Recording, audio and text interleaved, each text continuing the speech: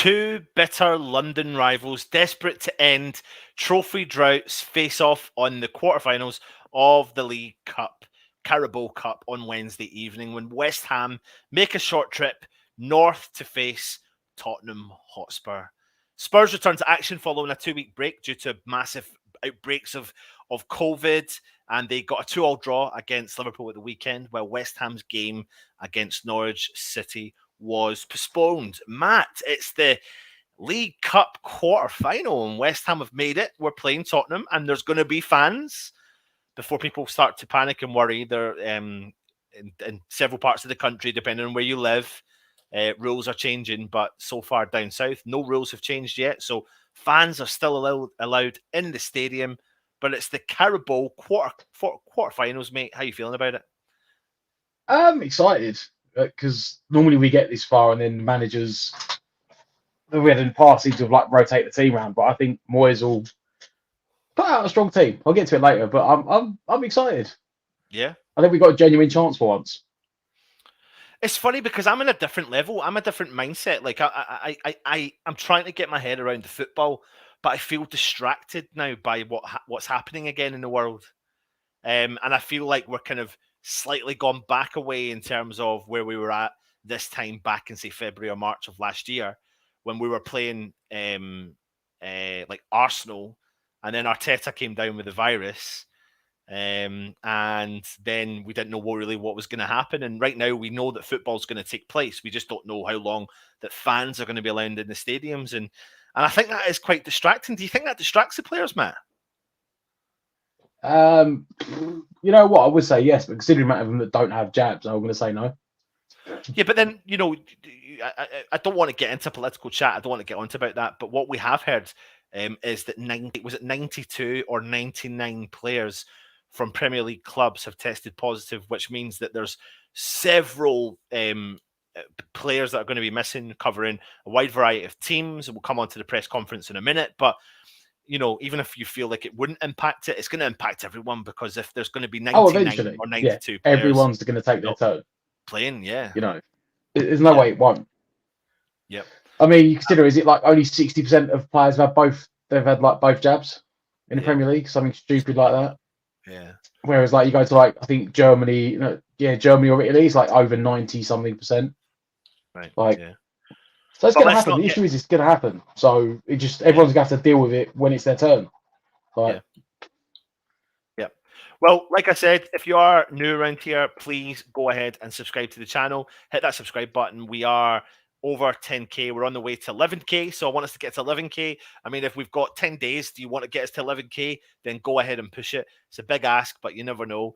Keep the comments coming in. We will address the comments as we go along. But what we will do is, before we move along, we will go through the comments and see who's in this evening. Happy Amaret, good to see you. First one, here you are. Splash J, hello everyone, good to see you. Imagine the scenes if we put Spuds in a spliff. Crosshammer, good to see you as well. Tenor says he's 5 minutes late. I think we were only 3 minutes late, might have had, so I think you lost that. I mean, I'll take that bet. Crosshammer, I'll take that tenor. I'll take that tenor, and I'll tell you what, make the donations to Iron Supporting Food Banks. There you go. Go on. I've put you well under pressure now, haven't I? Mikey, good to see you. Evening Hammers. Can't help but feel that COVID's going to leave a mark on Spurs. If we push high, come forward with energy, we'll get a 3-0 win. How nice would that be? Sufal out tomorrow is a right old smack in the chops. We'll talk about that in a minute. I feel 5-1 spanking of the Spuds. Good evening, you Spud mashers. WHU58 so happy that the Spuds are chucked out of the Europa Conference League. Well, apparently they're going to be challenging that. Apparently now I've heard this evening. Do you want to get into that in a minute? We can briefly talk about it. We can in a minute, yeah. Vinay saying, is there a fan ban now? No, there's not. There is one in Scotland. There's one in Wales, but there's not one in England as it stands. If a granddad or two have to go down so I can watch a ball being kicked around, then it's worth it. Oh my God. P-gads. Don't be saying that. Juki boy, how you doing, mate? You well? Hope you're safe. Father Snowman, Spurs might be appealing you for decision. Yeah, I just said that and seen that as well. Steve Irons, good to see you. Paul Evans, good to see you. Dax, good to see you too. Howard, hi.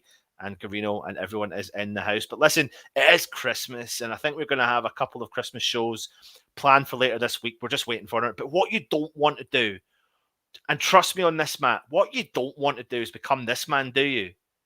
You don't want to become this man, Scrooge. This is the only way I can describe it. You've got me, you've got Russ, you've got Matt, you've got Luke, you've got everyone else in the chat, Cess, Richard, you name it, the full shebang, and then you've got Still. I mean, this is what we put up with daily on a regular occasion. So don't be Still at Christmas time. Be Anton and Matt. Look at us, happy fans. Don't be Still. There you go. That's for you. Enjoy that one, Still. Yeah, I hope you. There you go. There you go. Listen, it is that time of the show where we start to talk the opposition. So let's go and talk Spurs.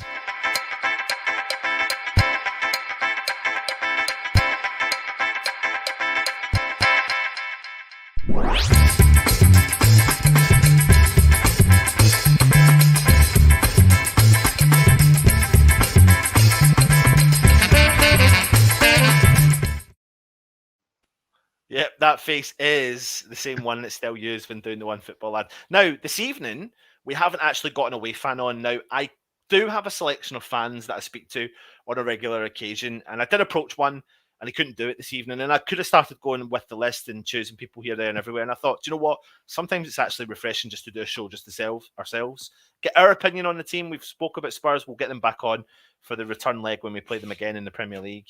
But yeah, let's have a chat about Spurs, mate, as from a West Ham's point of view. Of course, they've been hit with COVID, and they've been smashed to pieces with COVID, really, to be honest. And they bounced back and they played Liverpool at the weekend. It was a good game of football. It was a good neutral game to watch. But how are you feeling about how they're setting up and what they're looking like under the new manager, Conte? I made the comparison I made before when I said that COVID came at the right time for us. When the whole shutdown came in, and then Moyes could do his individual things and get sorted. And in some ways, I don't know how, but it looks like COVID came at the right time for Tottenham. Yeah, they looked like an entirely different team that played Liverpool than the one that played us a couple of months ago. They were very energetic, very attacking, all guns blazing. It was not a very Spurs performance that we've seen. They changed the tactics. He had been playing he started with a 4 at the back, then he went to a 3 at the back with wing backs and played like a 3-4-3. Whereas at Liverpool, he set up like a 5-3-2. Puts on right up front with Harry Kane and was hitting Liverpool over the top, playing balls over the top for Son and Kane to get on. Kane got a goal, but did look more interested. Typically, he should have had a red. Let's be brutally honest. Yeah. That tackle was disgusting. It was. If Robertson doesn't jump the tackle, Robertson probably snaps his leg. Yep, absolutely. And surprisingly, literally everyone else has piled in and said it was red as well. People have now, I think Jamie Redknapp come out and said that he's been protected because he's the England captain. If that was Granit Xhaka for Arsenal, for instance, maybe. If that was like old Andy Carroll at West Ham, someone, people that always seem to get cards, the ref would have debated it and been a straight red. Because it's Kane and he's not known for doing that. Got away with it, means he can play against us. But I don't know. They look. It could have gone one or two ways because they could have been very leggy. Because some players don't recover particularly well from COVID. Tottenham could have been outside in the first half. They could have been like 3-0 up. Yeah. Before the first goal went in.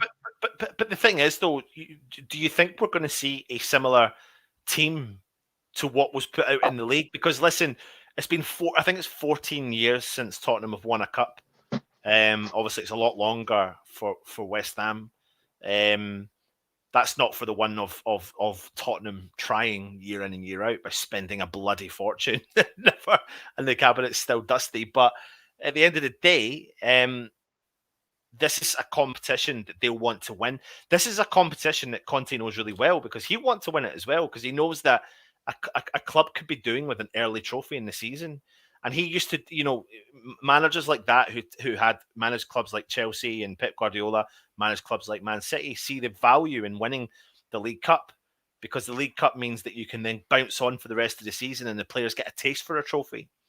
So I see why Conte would be looking at taking this game reasonably serious because you are 3 games away from winning a trophy, and it's the closest trophy you can get. Do you think he sees it as an important game? Yes, and I was going to say yes and no, but yes, and he has rotated in the last 2 rounds. Even when he was against Burnley in the last round, he still heavily rotated. He kept Kane in, and that was about it. Um, he may want to rotate because, like we said, they've just had this massive hangover from COVID. They're not all going to be exactly match fit, so Yeah. it wouldn't surprise me. I've got the Tottenham lineup from the last cup round, and it wouldn't surprise me if he plays something similar to that, barring any injuries they have that I don't really know about. So I've got. I can imagine that if you go back got, to the team that played Sunday, none of them would play. Is maybe apart from Kane would be my guess. Yeah. So I've got the team as well in front of me. So you've got Harry Kane up top. Then behind him, you've got Bergwijn, Luxello, and Gill. Now, they played Burnley the last time out. It was 1-0 to Tottenham away at Burnley. And then they had Skip, who's been featuring a lot for the Premier League. Højbjerg just behind, kind of protecting the front line.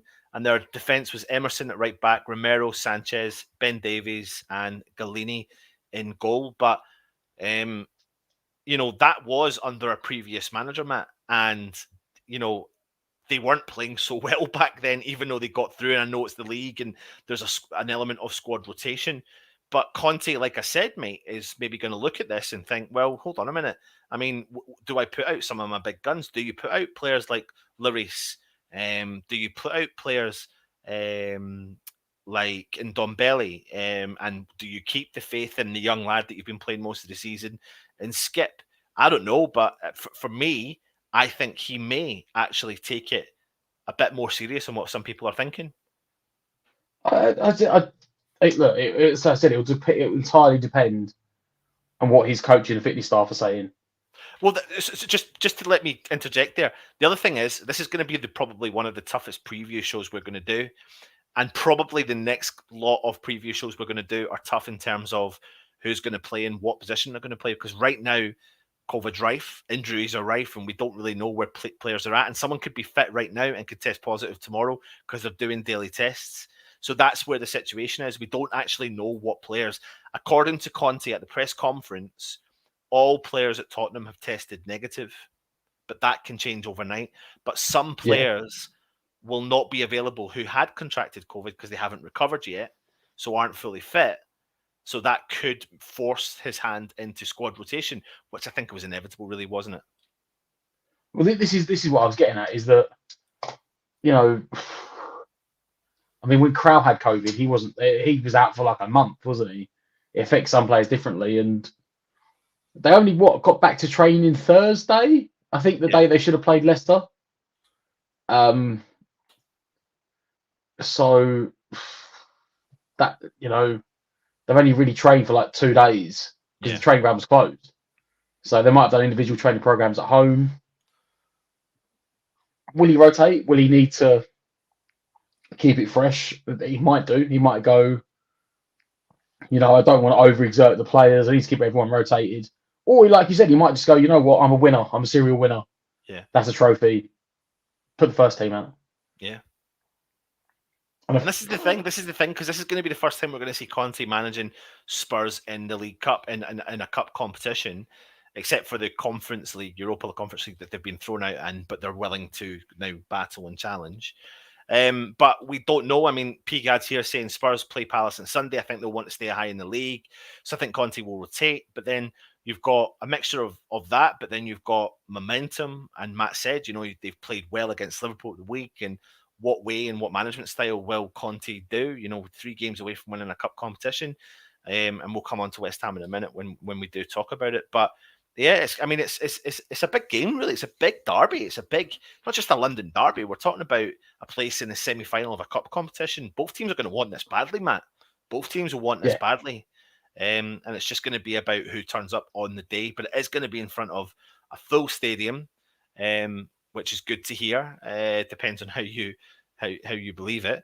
And yeah, Frank Butcher saying COVID is rife. Obviously, it's very infectious, but obviously, if we can fake a few days, we can win the game and go through to the next round Obviously, did you guys hear Antonio could have COVID? I heard the rumour. We'll talk about West Ham in a second. But there is rumours kicking about particular players that may have it as well.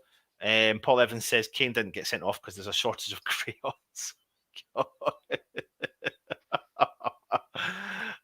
You obviously, Steve. I mean, obviously, I'm an East End comedian. Yes, you are, mate.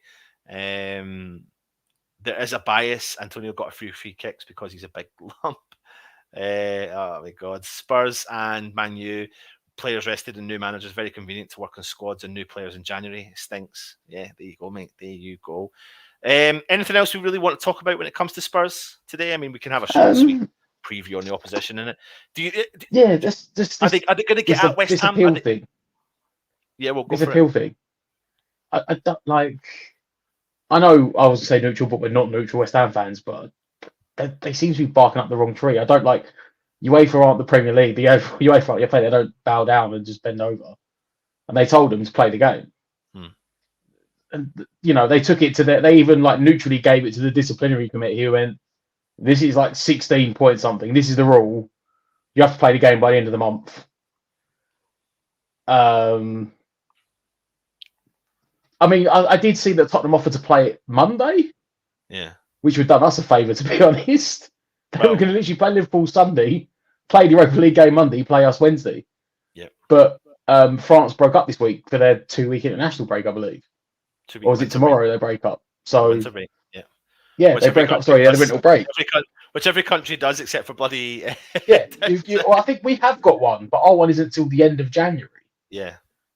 They do that weird thing, don't they? The overlap of half the teams play 1 week, half the teams play the second week. Yeah. But I just don't see what they're going to try and do. At the end of the day, they're the ones that postponed it. They actually told Rennes the game was on and wait till Rennes flew over to the UK and then got to London and went, oh no, we can't play it. They never produced the number of COVIDs as well. Rennes said, how many players have you got? They wouldn't tell them. So I think they're barking up the wrong tree. I don't think it'll get overturned. They might get some money out of it, maybe. Well, I want to, before we do move on, Frank, you've just reminded me of a player I want to talk to you about. And it is here. Frank Butcher said, yeah, I mean, obviously the Spuds are a rubbish team. Obviously Dele Alli isn't the best. And obviously they're going out the cup, obviously. But Dele Alli is a player that I mention in the same breath. Now, please be patient with me when I say what I'm about to say. I know where you're going with this. I sort of agree with you. The Lingard thing. Yeah. So, and Matt, I'll bring you up into the equation all the time because when I mentioned Lingard a year before he signed for the club, you and all the others laughed. But my mindset was a player like that who's got that talent should always be at the forefront of someone's radar if they can bring that talent back out. Didn't think we would sign him, but we did eventually, and it worked out really well. Dele Alli, now, you're talking about a player who's got an exceptional talent. And he has been linked. But let's be brutally honest here. Are Spurs going to do business with West Ham? And are West Ham going to do business with Spurs? Absolutely not. Why would they give us a player? He has got Newcastle written all over him. Yeah. Yeah. I think he'll go out on loan to Newcastle. I know what you mean, and I agree. I think I was talking to an Arsenal mate the other day, and I literally said the same thing. And I went, you know what? If anyone could get a tune out of Dele Alli, it'd be David Moyes. Yeah. Treat him the same way he treated Lingard, and yeah, it probably would. But he's on very high wages. West Ham and Tottenham just don't do business. No, not anymore. And I think Newcastle will just chuck everything at him. I think they're desperate for players in every position. So Tottenham probably happily send him out on loan because if they send him out on loan for 6 months, he does well. They might get a decent amount of money for him in the summer. Yeah. So yeah, absolutely. Listen, I've had enough talking about Spurs. Let's talk about West Ham.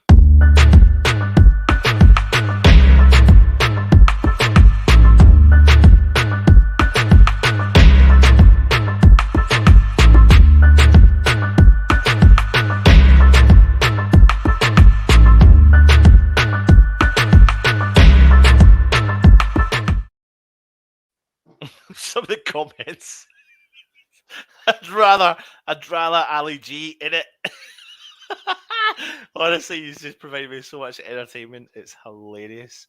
Good going to be interested in predicting the team for tomorrow. I don't have a clue who's going to start due form. I mean, I think we're all going to be in the same boat anyway. I mean, we'll come on to the press conference in a second, but let's take a look and see well, I'm not going to show you a video or anything, but the last time out in the last round of the Carabao Cup, we beat Man City due to penalties. We drew the game 0-0. It was a great game of football to watch, and I thought we deserved to get something from the game because every time we had moments in that game, we were causing them problems. They held a lot of possession, of course, as they always do. But we started with Areola on the bench. We had Ben Johnson out at the right back, Dawson, Diop and Creswell, Souček and Mark Noble protecting, Vlasic, Lanzini, Masuaku and Yarmolenko up top. Now, let me jump into the press conference.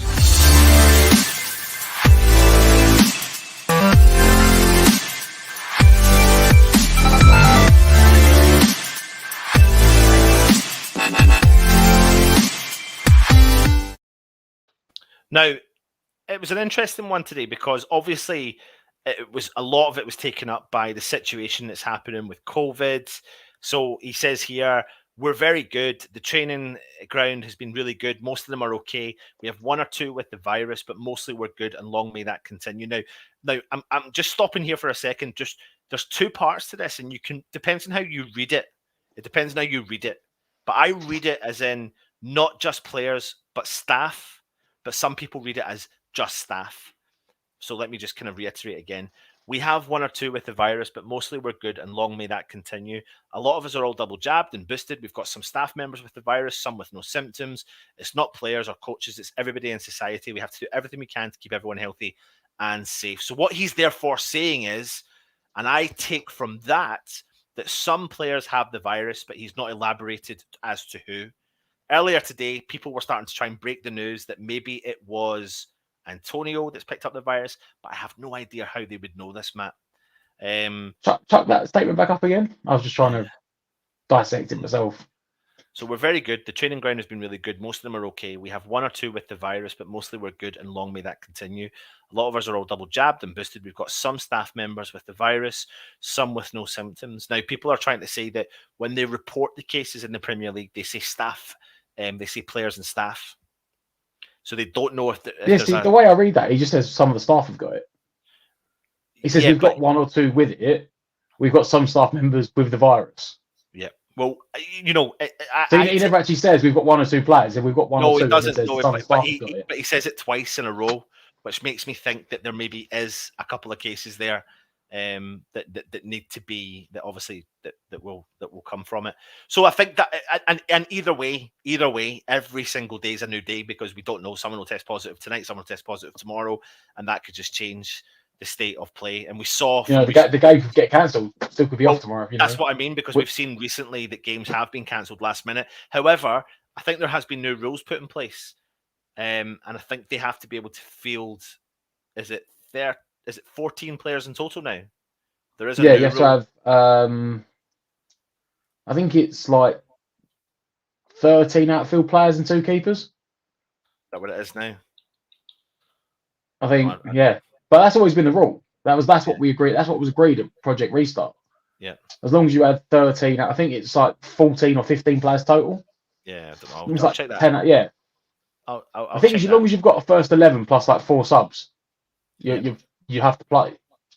Let me talk about this part here then. He goes on and says he talks about the quarterfinal itself. When you're still in every competition, it's a great thing. We're in Europe, the quarterfinal of the League Cup, a strong position in the league. We're in a good place, but like everyone else, we all have injuries, so we're no different. That plays its part. We go into every game with the intention of winning. I think you want to keep winning and a level of momentum going. We can get our way through this round. It will be a big step for us. We are more than capable, but we're up against a good side. But what you get from that, Matt, is a winning mentality, isn't it? Yeah, which is something everyone laughed at when Moyes come in when he done that very famous statement, and he was like, "It's what I do. I win." Yeah. But yeah, he has very much changed the mentality, and as I said, we do go out now every game, even if he does sometimes get the formation or the starting lineup wrong. He won't do a big Sam and put out a team just to try and get a point, like putting out a team expecting to lose and scrape a point. He always puts out a team to try and win. Yeah. Then he goes on and talks about. I don't want to talk about the fire break. You don't want to talk about that. He talks about VAR. So let me bring this one up. Is it up there? Yeah, it is. I find it really hard to have two sets of eyes. That they have two sets of eyes and they wouldn't get it correct. I've been a football player and a manager, and I would hope I'm sitting in front of a TV from 4 or 5 angles. I would have a really good opinion. And if I was unsure, I'd send the referee over to collaborate rather than leaving it to one person. The disappointment is they're not working well enough between the referees and the VAR studio. And that's on the back of the fact that Soufal was sent off last week undeservedly, should not have been sent off, and in my opinion, also shouldn't have received the penalty. And on top of that, Moyes has had some assurances from the Premier League that he also shouldn't have been sent off and that West Ham should have received a penalty against Burnley as well. But VAR, mate, don't mean anything, does it? Doesn't mean anything, does it? It doesn't mean anything because it's ridiculous now. I don't know if you saw the incident that happened in Italy midweek with AC Milan. I think they were playing Udinese. It's probably one of the worst VAR decisions I've ever saw, with a goal that was disallowed when AC Milan equalised in the last minute. Absolutely ridiculous. But there's decisions after decisions after decisions that are completely wrong. But I said it earlier on today in the show I did for the David Moyes press conference. There was the incident with the tackle with Andy Robertson when the referee gave the red card to Andy Robertson against Tottenham. I don't know if you've seen where he did it, but he did it in front of the camera. But the point of the matter was, he blatantly saw that it was a red card. But I don't think anyone would have given the referee a hard time if he'd have literally just done this and seen the replay that was replaying live behind him, right behind him. And the point of the matter is, why are they not using that review camera? And when they use that review camera, we've become accustomed to knowing that as soon as they go to the review camera, the decision they're checking is going to get given. And that's a ridiculous stage to be at. The thing for me, and it was weird, is that I didn't understand in that game. Look, I see some Liverpool fans question it. Like, it 100% was a red card for Robertson. He just absolutely booted him and wiped him out. However, it's not just the standard of refereeing that's so poor that's frustrating everyone. It's the inconsistency. Yeah. Like, for me, if he doesn't send off Kane, he then can't send off Robertson. Because for me personally, yes, the Robertson one was more petulant and he's just literally just boated him, nowhere near the ball, not attempted to play the ball. It was far less aggressive and dangerous than Kane's. Yeah. But he had no hesitation in sending Robertson off. But when it comes to Kane, he was like, no. And VAR didn't get involved either. But who's training these people? Like, who's training them? I'm sorry. Matt, right.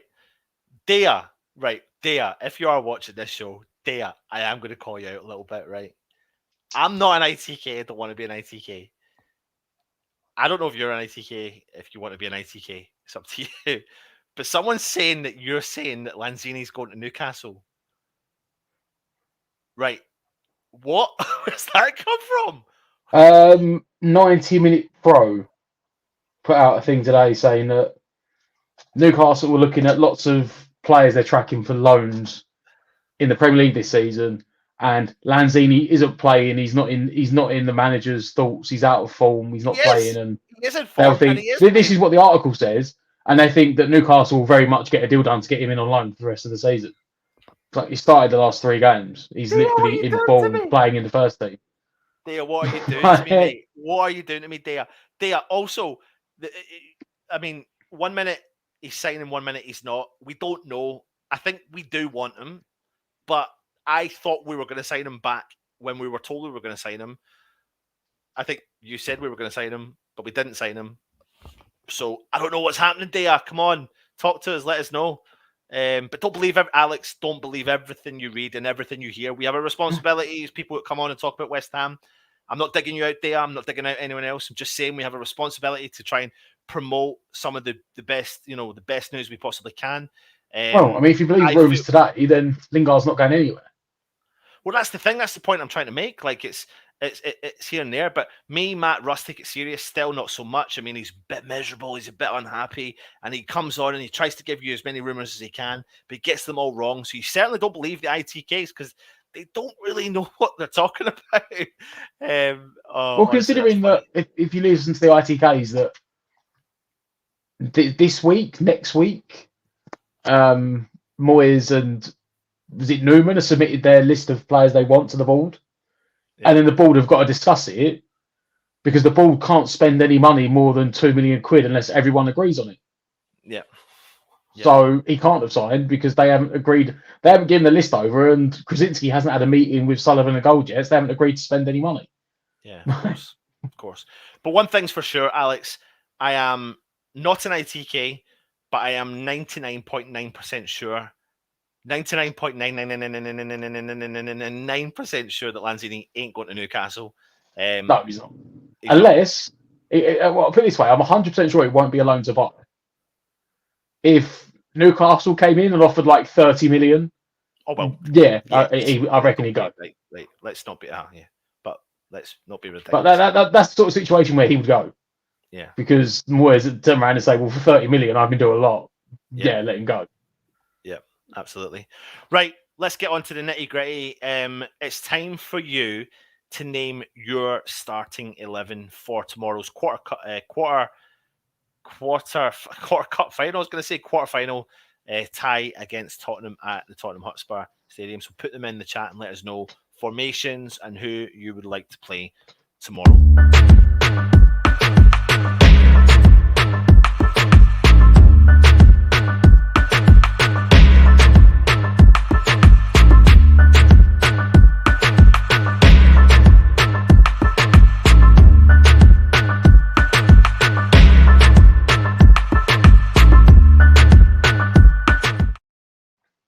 Right, Mr. Matt Flack, let's get into the nitty gritty of choosing the starting 11 for tomorrow. See, I'm pretty confident the back five, should we say, we've probably got down. I think it's going to be right. Right, okay. But so the rest of the pitch going forward is, I don't know, scribbles all over the place. So, of course, it's the Cup where we expect Areola to come back in and deputise the goalkeeper's position. Do you agree? Yep. So let's take Fabian. Yeah, he's a Cup goalkeeper. So, with a, and he's you know what? He earned the right to play this game because he saved 2 penalties. Yeah. Let me bring. He made a save in the penalty shootout, so he deserves to play. Let me bring out the options. He kept the clean sheet. Now, it's good news we're hearing coming out from the Zuma camp that he's back in light training in the gym and fingers crossed we'll be back sooner rather than later. Don't doubt for a second we're still going to be in the market for a centre half. However, we do have 2 fully fit centre halves here that are going to be our Cup defenders and also our Premier League defenders. Is the team going to continue with Diop and Dawson in the centre back pairing? Yeah, I think so as well. I don't think, it was different when it was a Europa League game that meant nothing. Yeah. But I don't for a second believe that he'll start them away at Tottenham in a quarterfinal of a cup game. Yeah. No, I agree. So let's get them out. Now, of course, we did hear, and I never put him in, I never brought him in, because Sofa will serve his one match suspension for the game this evening. We're led to believe that Ben Johnson isn't fit for this game. We're hoping that maybe he'll be back for the Norwich game. So I'm going to take him out of that position there. So that really leaves us with a couple of options. And that is Ryan Fredericks and Harrison Ashby. What do you think we're going to do? Fredericks even fit? Well, I don't know. The other issue we've got here is this is all now a guessing game because we don't know what players potentially have COVID, if at all any. So the last we heard, Fredericks wasn't fit to even make the Norwich game. So I'm predicting that he's out of this one. And does that really leave us only one choice? Yeah, it does. It'd be Ashby. I mean, I had Johnson written down, but I assumed he was fit. Yeah. But if Johnson's not fit, then yeah, it's Ashby. Harrison Ashby. He didn't look too bad when he come on for the 10 minutes or so played the other night. So looks really decent. Yeah, I thought he did look really decent. Get your comments in. Let us know your thoughts so far. Let me see what you're all saying here. Carino saying 5 at the back. Masuaku, left wing back, not defending. Creswell, Diop, Dawson, and Ashby. Where are we here? Vinay saying Areola, Masuaku, 2 from the under 23s. The tea lady, Benny. Lanzini, Bowen, Yarmo, and Antonio. Bowen and Antonio up top holding hands together. David Hammer, 4-2-3-1. Areola, Ashby, Diop, Dawson, Creswell, Kroll, Rice, Masuaku, Lanzini, Vlasic, and Bowen up top. James Hislop is saying Areola, Masuaku, Diop, Dawson, Cres, Rice, Vlasic, Suchek, Benny, Fornals, Bowen up top. Now, are you playing Creswell in this game as his first game back? Yeah. Like, yeah. Yep. You can't not play him. Cool. So there's our back five. Are we all in agreement? What do you think? I said that's what I had written down, apart from I didn't have Ashby, but Yeah. if Johnson's not fit, then it's Ashby. Right, let's move into the central defensive midfield pairing. We have an option of 4 players. We have Mr. Mark Noble, we have Mr. Declan Rice, we have Alex Kroll, and we have Tommy Suchek. Who plays in the game tomorrow? I've got Rice written down. Okay. As a definite. Yep. However, next to him, this is where we need to decide how strong is Moyes going. Yep. Because at the moment I've got Suchek or Krau. Right. I personally think it's going to be Suchek, and I'll tell you my justification behind this. Again, if these players are COVID positive, I mean, the only other option I've got here is this player. The only other option I would potentially bring into the equation here is this player. But let me tell you why Suchek and Rice, because obviously the game was postponed against Norwich, which has obviously helped in terms of the fixture congestion. That will add to fixture congestion in the future, but it has helped for the immediate scenario right now.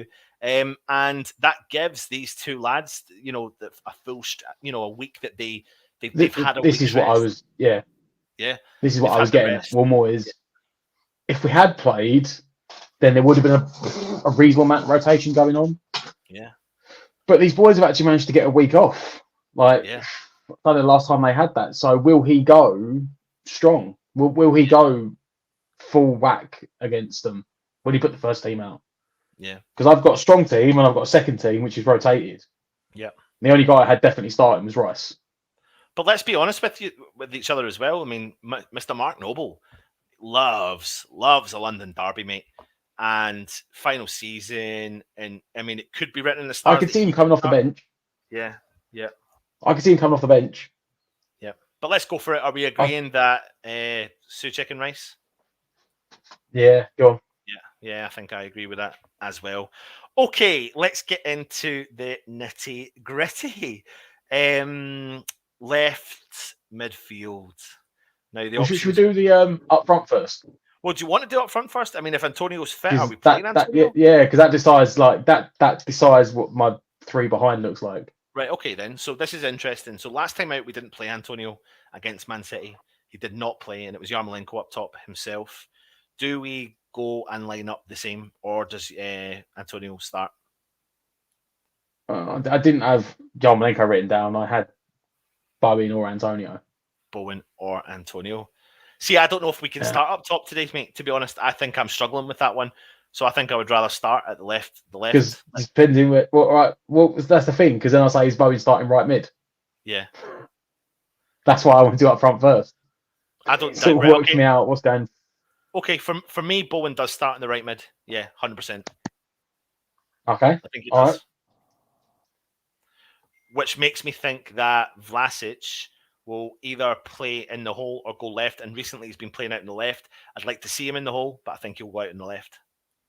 Yeah. What do you think? That was one of the options I'd written down. I think it's going to be Benny through the middle. I do know Lanzini loves a London derby as well, but I could see Benny starting this game with Lanzini coming off the bench. And whether or not he plays Antonio or Yarmolenko up top. See, I don't think either way Yarmolenko starts. I don't think he'll start up front. No? I think it'll be Antonio or it'll be Bowen. Antonio or Bowen. So if it's Bowen, then who goes in the right wing? So if Bowen goes in, I had Vlasic on the right wing. Okay, so if Bowen goes in, let's have a look at this option here. Bowen goes up top.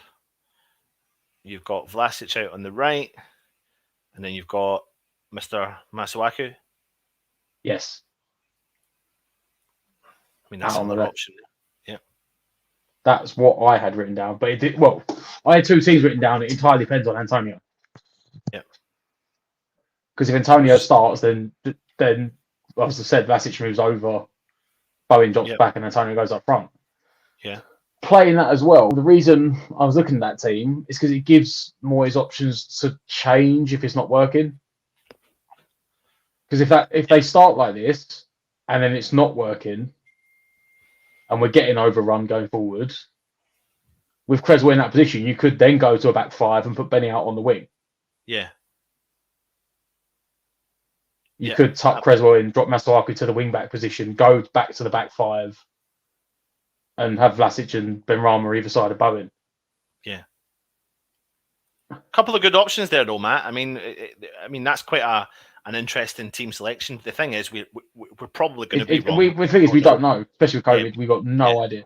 We don't know. Mandajay saying, and I said for me, it depends on Antonio. Yeah, Benny on the bench. Mandajay saying, as long as Cressy will be fit, please be fit. Mandajay saying, Bowen, Antonio, and Vlasic, please, absolutely. A big game for Vlasic tomorrow. A big game to step up because I think we're no doubts he'll play. Yeah, I think the thing is, I think from what I've seen, especially in the recent, like the last month, he's actually been playing quite well. When he's come on, he is one of these players that likes to find the hole between the lines. Like he likes to drop in between the defenders and the midfield and pick up the ball and turn and go. And he should have had at least one, if not 2 or 3 assists against Burnley. Yeah. And if we'd had an actual centre forward on the pitch, he would have. He was doing well to get to the byline and cut balls back, and Antonio was just static and not in an attacking position. There's potential there. You can see it's there. You can see stuff's finally starting to click a bit. Yeah. So I think it will be a big game for him, but I think it could be a good game for him as well. Yep. Jay Woods is saying Areola, Ashby, Dawson, Diop, Creswell, Masuaku, Rice, Krall, Vlasic, Benrahma, and Bowen. I think what we can get the vibe is, though, is we can see the players that could be switched. And the funny thing is we can see who those players are.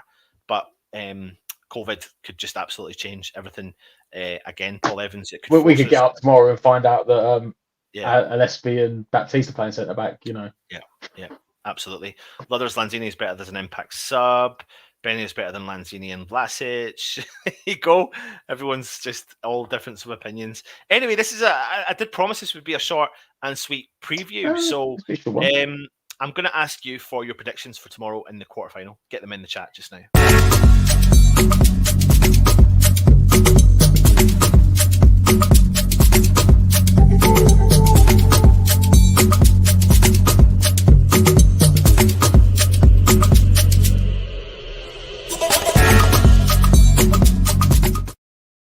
Come on, get your predictions in the chat. We'll go through them all in a second, but just throw them in the chat and we'll go through them.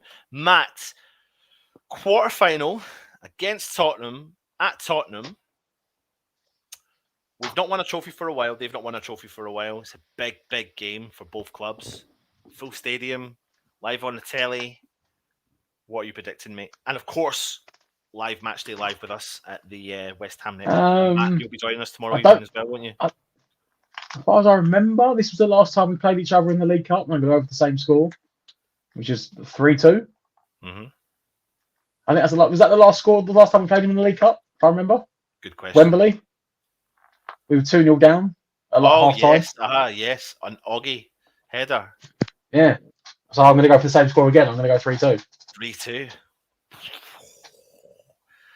Oh, I can see goals. I can see goals in this game. It's a London derby. I can see goals. Oh. But I don't want to copy your score. But you know what? I am going to copy your score today. I am going to copy your score. I'm going to go 3-2. I'm going to go 3-2, or I don't know. The game has to be finished on the night. There's no replays or nothing like that. So and there's no extra time. There's no extra time, so extra time's been scrapped. So it's got the potential to be a Desmond and then go through to penalties. and or 3-2. Or 3-2 to West Ham. Let me jump into the chat and see who else is in there and what they're saying. Happy Emirates saying 2-1 West Ham. Take that now. Manscape him, absolutely. Jay Woods, 2-1 West Ham. Come on, you irons. Mike is saying 3-0 West Ham. Own goal, Kane included. That would do. Pete Chapman, 2-1 West Ham. Happy Emirates saying Lanzini and Antonio. Frank Butcher, 1-0. Gavrino saying 1-each, then Penn. Steve Irons is saying 2-1. James Hislop saying hoping 2-1, thinking 2-all. Mark Alexander saying 2-1, Antonio winner. Crosshammer saying 4-3 West Ham.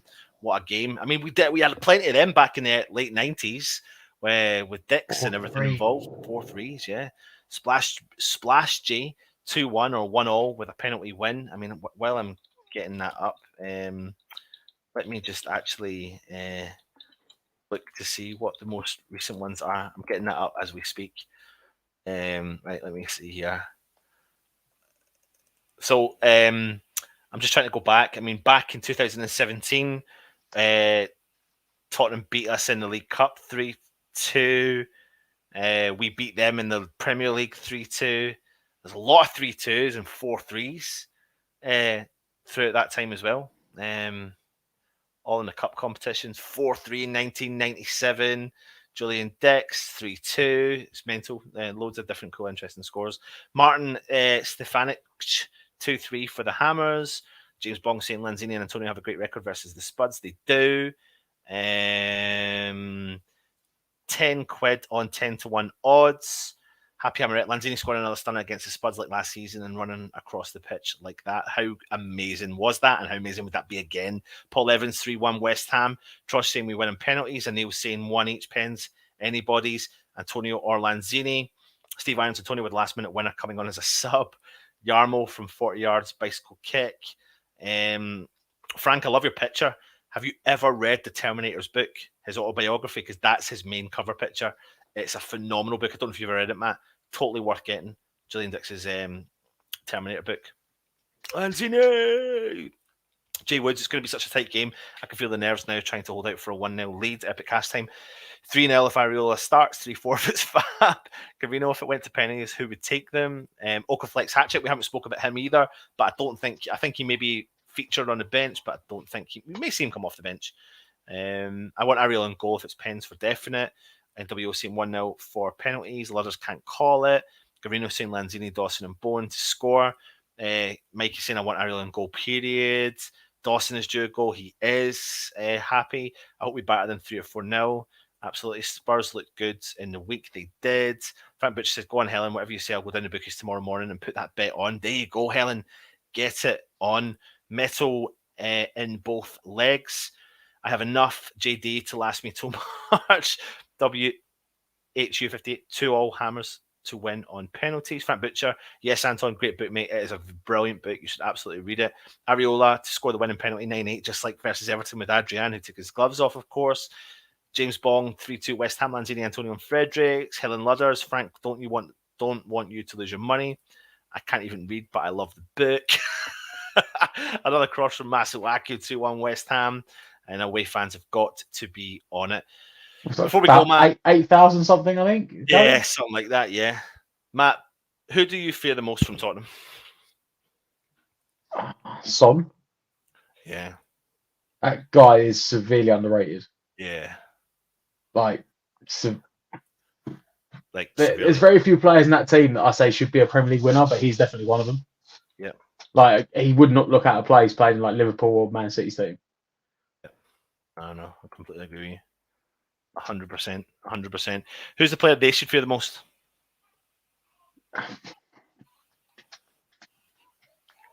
If he starts, Antonio. Guy loves a London derby. He does. He if absolutely. Not if that team we picked, I'm going to go Bowen. Bowen's in decent form. Yep.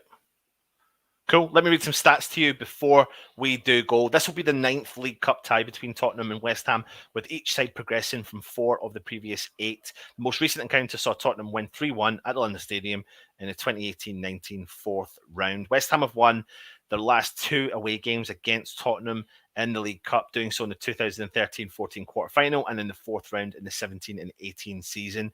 West Ham have won our last 2 meetings with Tottenham in all competitions. We last won 3 in a row against them in May 2014, a run which included a League Cup quarter-final victory, Matt. Matt Tottenham are Jarvis. looking... Yeah, Tottenham are looking to reach the semi-finals of the League Cup for the first time since the 2013-14 season, and West Ham are yet to concede a goal in this season's League Cup. Only once before have we recorded 3 consecutive shutouts in the competition, doing so in October to November 1989. Join us tomorrow evening. Let me tell you the time. My phone's died, so I can't. I don't even know what time the kickoff is tomorrow. And I'll tell you what time we're starting the show at. And you come and join us for the Matchday Live. Matt, are you around tomorrow? Yes, mate. Right, cool. So 7:45 is the kickoff. So join us just a bit before 6:45. We'll give you some team news. We'll be talking through the game, having a bit of banter and watching the game, of course, giving you some commentary, hopefully going mental and celebrating Touchwood. So make sure you do join us. Make sure you do subscribe to the channel as well. Please leave the thumbs up. And of course, leave a comment. This has been our preview for the Spurs West Ham game. Thank you again, once and all, one for everyone, for commenting and for subscribing to the channel. It does really help us out, of course. And like I said, be like me and Matt and Russ, and don't be like Stell. Do not be like Stell this Christmas. Don't be a Scrooge. Anyway, thank you for joining us. Matt, any last words? Go out there and get the win, lads. Just go out and get the Absolutely. win tomorrow. Don't care if it's a scrappy 1-0, just get the win. Come on, you Irons. Take it easy.